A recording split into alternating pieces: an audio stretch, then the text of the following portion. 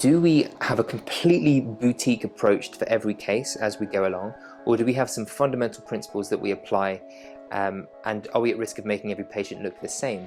And I think that the first thing to understand is that every patient's face starts different.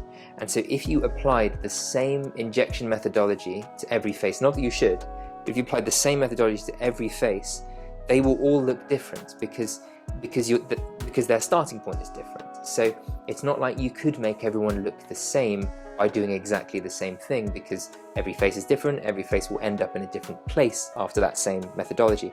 I think that when you're starting out, you're going to have some guide rails, and you're going to be treating zygoma, you're going to be treating in certain sequences that give you a really kind of confident, comfortable pattern to start getting good results. Where my practice has moved to is that I will assess my patients, and I think there are some things that are fairly standard that I will do. I'll always try and treat deep bony volume loss, for example, deep fat volume loss. I think there are key principles that are uniform, but there are also certain things that I'm doing now that are completely boutique and dependent on the patient and obviously what they're looking for and their particular aesthetic presentation.